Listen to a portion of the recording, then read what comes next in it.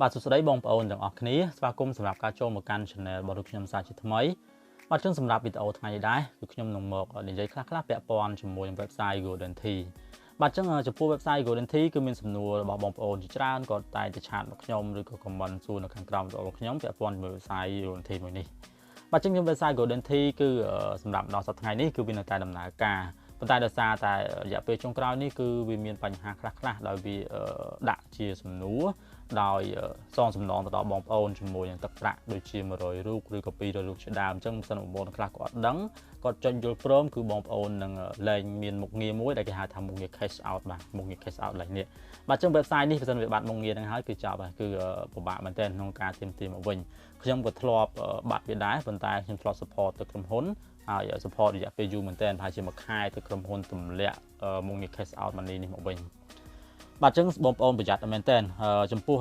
ការសងសំណងគឺវានៅតែដាក់រហូតដល់សប្តាហ៍ថ្ងៃហ្នឹងអញ្ចឹងបងប្អូនបើឃើញវាហើយបងប្អូនចុច delete ចោលទៅបាទមិញគឺវា load ដែរតែខ្ញុំចុច delete ចោលហើយបាទបងប្អូនចុច delete ឬក៏បងប្អូនអរគ្នាអត់ហ៊ានចុចទេបងប្អូនទុកឲ្យវារយៈពេល24ម៉ោងគឺវានឹងបាត់ទៅវិញឯងហើយបាទអញ្ចឹងឥឡូវខ្ញុំនឹងមកស្រាយសម្ងល់បងប្អូនមួយពាក់ព័ន្ធជាមួយនឹងការដាំតែរបស់យើងការដាំតែណាគាត់សួរថានៅពេលដាំតែរបស់យើងវាដាំពេញចំការទៅតើយើងអាចរកលុយបានប្រមាណក្នុងមួយថ្ងៃបាទអញ្ចឹងបងប្អូនឃើញឥឡូវដាំតែរបស់ខ្ញុំគឺខ្ញុំដាំពេញចំការតែរបស់ខ្ញុំតែម្ដងគឺសុទ្ធតែជា level 3ទាំងអស់បាទអញ្ចឹងខ្ញុំអាច collect មួយថ្ងៃគឺច្រើនមែនតើស្លឹកតែរបស់ខ្ញុំណាបាទអញ្ចឹងឥឡូវនេះគឺស្លឹកតែគឺយើងលែងយកទៅពង upgrade level ឬអីទៀតហើយស្លឹកតែគឺយើងទុកតែយកទៅដូរជា energy របស់យើងតែប៉ុណ្ណោះបាទចឹងបងប្អូនអាចប្រម៉ូដោយរាល់ដងអញ្ចឹងទោះជាវាពេញក៏ដោយបាទវាពេញក៏ដោយបងប្អូនប្រម៉ូវាទៅព្រោះថាដើមតែទាំងអស់ហ្នឹងបើយើងអត់ស្រោចទឹកវាទេវាអាចនឹងងាប់ទៅវិញបាទបងប្អូនឃើញកន្លែងមុខងារ collect ហ្នឹងគឺមានធុងទឹកកន្លែងមួយអញ្ចឹងយើងប្រម៉ូវាជារៀងរាល់ថ្ងៃទៅប្រសិនបងប្អូនទាំងគ្នាអត់ collect វាទេមានន័យថាយើងអត់ស្រោចទឹកបើមិនយើងអត់ស្រោចទឹកយូរទៅដើមតែរបស់យើងវានឹងងាប់ទៅវិញបាទអញ្ចឹងបងប្អូនគួរតែចូលមកលេងវាមួយថ្ងៃម្ដងឲ្យទៅបាទអញ្ចឹងពេលបងប្អូន collect ហើយបងប្អូនលក់វាធម្មតាទៅបងប្អូនចង់លក់ក៏បានឬក៏មិនលក់ក៏បានដែរឥឡូវខ្ញុំលក់មកបាទបែងចែកជា2ដូចមុនអញ្ចឹងដុំមាសនិងដុំកាក់បាទអញ្ចឹងចូលមកដល់សំណួរនៅពេលដែលដើមតែរបស់យើងពេញចំការអញ្ចឹងសិតតែ level 3អញ្ចឹងយើងអាចរកលុយបានប្រមាណក្នុងមួយថ្ងៃអញ្ចឹងចំពោះលុយវាអត់ពាក់ព័ន្ធជាមួយដើមតែរបស់យើងទេដើមតែនៅពេលដែលវាពេញ level 3អញ្ចឹងវាគ្រាន់តែជួយឲ្យយើងប្រម៉ូសឹកតែបានកាន់តែច្រើនតែប៉ុណ្ណោះហើយចំពោះការដូរលុយវិញគឺពាក់ព័ន្ធជាមួយនឹងការពង្រីក stock energy របស់យើងតែប៉ុណ្ណោះបាទអញ្ចឹង stock energy របស់យើងបាទបងប្អូនឃើញហើយនៅពេលដែលយើងពង្រីកបានកាន់តែធំយើងអាចដូរបានកាន់តែច្រើនបាទអញ្ចឹងហើយចំពោះ energy ហ្នឹងគឺវាកាន់តែចុះទៅនៅពេលដែលយើងលេងវាកាន់តែយូរបាទអញ្ចឹង energy របស់ខ្ញុំឥឡូវគឺវាសល់តែ 0.038 ទេណាមួយវាពាក់ព័ន្ធជាមួយនឹងបញ្ហា COVID ផងទើប energy វាកាន់តែធ្លាក់ចុះខ្លាំងទៅបាទ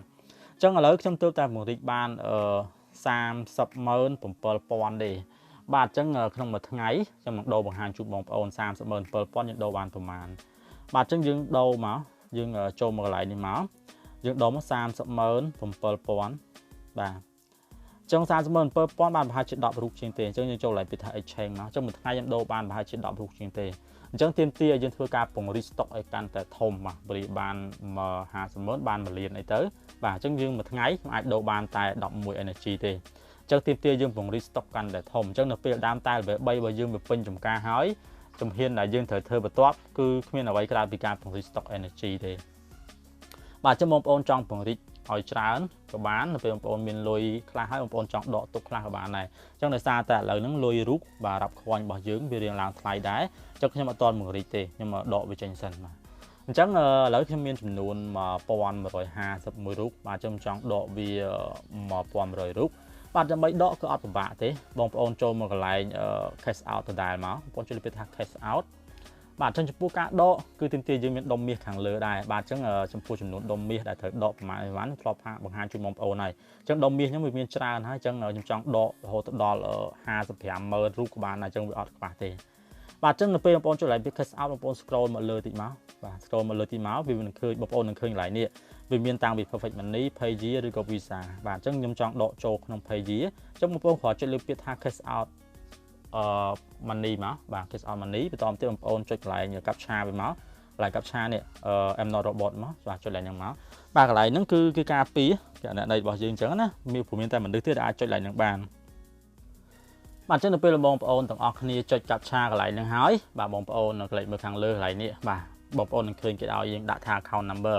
បាទចឹងកន្លែងហ្នឹងបងប្អូនវាបញ្ចូល account number របស់យើងមកជាលេខ page របស់យើង P ប្រមាណចឹងទៅបាទចឹងកន្លែងហ្នឹងសូមធ្វើការវាយវាបន្តិចសិនបាទចឹងបន្ទាប់ពីបងប្អូនទាំងអស់គ្នាវាបញ្ចូលលេខគណនី page របស់យើងហើយណាចឹងបងប្អូនឃើញខាងលើនេះឲ្យយើងធ្វើការវាយបញ្ចូលចំនួនទឹកលុយយើងចង់ដកបាទចឹងសម្រាប់កាក់ដុំមាសដែលខ្ញុំមានហ្នឹងគឺខ្ញុំអាចដករហូតដល់55000ណោះបាទ55000រូបណោះបាទអញ្ចឹងដោយសារតែ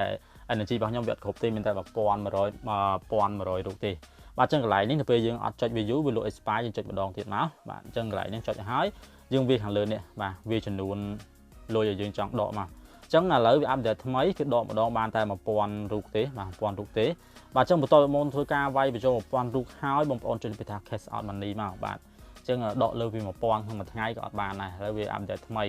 ដកមួយថ្ងៃបានតែ1000រូបទេបាទអញ្ចឹងសារ internet របស់ខ្ញុំ slow បងប្អូនសូមធ្វើការរងចាំបន្តិចបាទអញ្ចឹងចំពោះ website ហ្នឹងគឺធ្លាប់ដកវាហើយគឺដកភ្លាមបានភ្លាមទេសម្រាប់បងប្អូនដែលធ្លាប់លេងក៏បងប្អូនដឹងដែរអញ្ចឹងបងប្អូនឃើញហើយខាងលើនេះគឺ energy របស់យើងវា load អស់ហើយហើយអញ្ចឹងលុយក៏វាធ្លាក់ចូលភ្លាមដែរអញ្ចឹងបងប្អូនឃើញឡើងនេះគេដាក់ថាលុយរបស់យើងបានចូលក្នុងគណនីរបស់យើងហើយអញ្ចឹងសូមធ្វើការអស់បន្តិចបាទអញ្ចឹងកន្លែងនេះគឺជាលុយ page បាទលុយ page ដែលខ្ញុំដកចូលមិញហ្នឹងគឺយើងដកចូលដក1000រូបគឺវាកាត់សេវាយើង10បាទ9រូបជាងអញ្ចឹងជាបានតែ990រូបតែប៉ុណ្ណោះបាទអញ្ចឹងឃើញថាដកភ្លាមវាចូលភ្លាមតែម្ដងបាទបាទអញ្ចឹងចំពោះបងប្អូនដែលធ្លាប់លេង website GoldenTe បងប្អូនដឹងហើយគឺថា website GoldenTe នេះគឺដកលុយភ្លាមបានភ្លាមតែម្ដងហើយខ្ញុំសូមក្រើនរំលឹកឲ្យក្រោយនៅទៀតសម្រាប់បងប្អូនដែលលេង website នេះនៅពេលដែលវា load ជាសំណងបាទអញ្ចឹងមុននឹងបងប្អូនចុចអីក៏ដោយលើ website ហ្នឹងបងប្អូនប្រយ័ត្នមែនតើមើលម្ដងហើយម្ដងទៀតបើអត់ច្បាស់ទេសួរគេក៏បានឬក៏ screenshot ឆាតមកសួរខ្ញុំក៏បានដែរបាទបើបងប្អូនអត់យល់កុំចុចពេកដាស់ព្រោះថាពេលខ្លះវាចុចជាសំណងសងយើងតែ100រូប200រូបអីហ្នឹងគឺវាបិទមុខងារ cash out money របស់យើងតោចោលតែម្ដងហើយសម្រាប់បងប្អូនខ្លះគាត់លេងយូរឆ្នាំដែរហើយដូចខ្ញុំអញ្ចឹងខ្ញុំលេងដូចជាមួយឆ្នាំជាងហើយ website ហ្នឹងបាទបើយើងចុចខុសកន្លែងណាតែបន្តិចហ្នឹងគឺបាត់មុខងារអស់តែម្ដងអញ្ចឹងឃើញថាវាស្ដាយដែរណាព្រោះថា website នេះគឺវាបន្តយើងរកលុយរូបបានអញ្ចឹងលុយរូបឥឡូវវាកាន់តែបន្តឡើងថ្លៃទៅបាទក៏វាល្អមួយយ៉ាងដែរសម្រាប់យើងជាអ្នកលេង website នេះបាទទៅចំពោះ website ហ្នឹងគឺវីដេអូហ្នឹងគឺអត់មានច្រើនទេខ្ញុំគ្រាន់ចង់និយាយពាក់ព័ន្ធជាមួយនឹងសំណួរជាមួយបងប្អូនខ្លះដែលគាត់សួរថានៅពេលដែលទឹកតែរបស់យើងឬក៏ដើមតែរបស់យើងដាំពេញចំការទៅណាតើយើងអាចរកលុយបានប្រមាណក្នុងមួយថ្ងៃអញ្ចឹងចំពោះលុយគឺវាពាក់ព័ន្ធវាមិនមែនពាក់ព័ន្ធមួយដើមតែរបស់យើងទេគឺវាពាក់ព័ន្ធជាមួយនឹងការបរិស្តុក energy អញ្ចឹងសម្រាប់បងប្អូនដែលគាត់ចាប់ផ្ដើមលេងដំបូងគាត់គួរតែផ្ដោតទៅលើការពង្រីក stock energy ខ្លះបាទយើងដាំតែផងយើងពង្រីក stock energy ផងយើងពង្រីកបានធំទៅបាន1លាន stock energy ទៅវាកាន់តែល្អដូចខ្ញុំជាដើមបាទសំទោសគឺខ្ញុំពង្រីកឥឡូវបានតែ300,000ជាងទេអញ្ចឹងខ្ញុំធ្វើការពង្រីកថែមហើយដើម្បីពង្រីកគឺអត់ពិបាកទេបងប្អូនចូលមកកន្លែង cash out បាទលើចូលកន្លែង cash out ចុចម្ដងទៀតបងប្អូនចូលកន្លែង cash out បន្តមកទៀតបងប្អូនចូលមកកន្លែងពាក្យថា energy market បាទបងប្អូនចុចវាមកបន្តមកទៀតវានឹងបង្ហាញបងប្អូនជាមួយទម្រង់បែបនេះខ្ញុំសូមបង្រីកតិចបងប្អូនចូលកន្លែងពាក្យថា ingress នេះបាទ ingress ខាងក្រោមនេះបាទបងប្អូនចូលកន្លែងពាក្យថា ingress អញ្ចឹងបងប្អូនឃើញកន្លែងនេះបាទគេដាក់ថា60 energy គឺយើងអាចបន្ថែមបាន1000បាទ1000ដុំមាសបាទអញ្ចឹងបងប្អូនអាចដាក់មកលើខ្ញុំដាក់120បាទ120 energy អញ្ចឹងខ្ញុំពង្រីកបាន2000បាទអញ្ចឹងមិញគឺ stock របស់ខ្ញុំគឺមាន370,000បាទអញ្ចឹងពេលខ្ញុំពង្រីកទៅវាបានត្រូវបាន309,000បាទអញ្ចឹងបងប្អូនពង្រីកហើយគឺ energy របស់យើងក៏វាចុះដែរបងប្អូនឃើញហើយគឺយើងបានពង្រីកថែមយើងទិញបាន2000 MHz ទៅថែមទៀតអញ្ចឹងបងប្អូនចូលទៅកន្លែង energy ឡើងវិញបងប្អូននឹងឃើញកន្លែងនេះបាទសំទោសគឺចូលកន្លែង energy market ឡើងវិញម្ដងទៀតគឺបងប្អូននឹងឃើញ stock energy របស់ខ្ញុំគឺបាន309,000អញ្ចឹងបងខ្ញុំទិញមួយទៀតគឺបាន310,000បាទអញ្ចឹងចំពោះ website ហ្នឹងគឺខ្ញុំគិតថាវាល្អគួរសមដែរក្នុងការលេងព្រោះវាចេញយូរឆ្នាំមកហើយបាទវារយៈពេលវា5-6ឆ្នាំហើយវាទើបតែរអាក់រអួលក្នុងបញ្ហា COVID នេះទេបាទអញ្ចឹងសម្រាប់បងប្អូនដែលលេងជាមួយវាគឺយើងនៅតែបន្តលេងជាមួយបានហើយយើងអាចដកលុយបានដដែលប៉ុន្តែសម្រាប់បងប្អូនដែលកំពុងតែលេងរាល់ថ្ងៃគឺប្រយ័ត្នមែនទែនដូចខ្ញុំនិយាយហើយនិយាយទៀតពាក់ព័ន្ធជាមួយនឹងការសងសំណងហ្នឹងបើបងប្អូនឃើញវា load ឲ្យបងប្អូនចុច delete ចោលទៅឬក៏បងប្អូនទុកវាចោលរយៈពេល24ម៉ោងគឺវានឹងបាត់ទៅវិញដល់ឯងហើយ